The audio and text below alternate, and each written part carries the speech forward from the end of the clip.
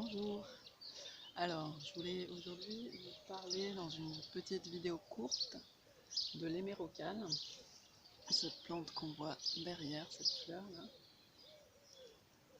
C'est une liliacée, elle fait partie de la famille des liliacées, c'est-à-dire la même famille que celle de l'ail, que pas mal de plantes à bulbes. D'ailleurs je crois qu'elle a des bulbes elle aussi au niveau de son pied. C'est une super plante, surtout quand on se trouve comme ici en colline sèche, en terrain sec. Elle a, je pense, pas mal de réserve dans son bulbe et donc elle survit en terrain sec, sans trop d'arrosage. Et en fait, c'est une plante comestible et qui est très très bonne. En fait, c'est juste la fleur qui est comestible. Là, c'est la période de floraison en ce moment. Donc on prend une petite fleur.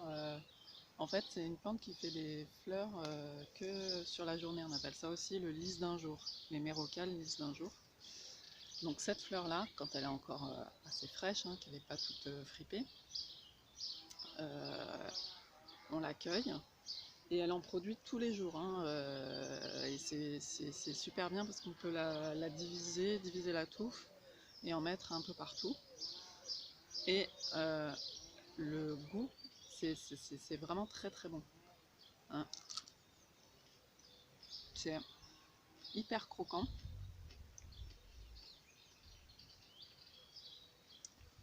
Il y a un peu un goût de... C'est un peu sucré, il y a un peu un goût de petit pois aussi. Ça fait penser à la scarole aussi quand on croque. Alors on peut manger toute la fleur. Et c'est vraiment très bon. Alors c'est pas ça qui va nourrir son homme, mais si on peut en manger déjà 2 par jour, le midi par exemple, ou j'en sais rien, ça apporte vraiment quelque chose. C'est très très très bon, très fin. Et surtout, voilà, moi j'en ai déjà mis un peu partout, j'en ai mis 5 pieds, enfin 5 touffes par endroit et je vais encore les diviser et les diviser.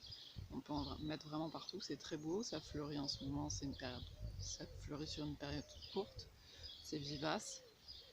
Donc il n'y a vraiment pas après à s'en occuper, mis à part à l'arroser un peu s'il fait vraiment trop chaud, mais elle survit très bien. Et c'est pas mal ici parce qu'on a encore des difficultés à faire vraiment, à cultiver des potagères parce que ça demande toute une installation, un bon arrosage, etc. Parce qu'on est vraiment dans une colline sèche et le potager demande beaucoup d'énergie ici au départ, à la mise en œuvre. Alors que voilà, il y a certaines plantes qui sont vraiment des bonnes, qui rendent bien service et je pense par exemple au bouquin d'Éric Lenoir qui parle de jardin punk, et il dirait que c'est une bonne plante punk parce que voilà, elle rend plein de services et elle survit comme ça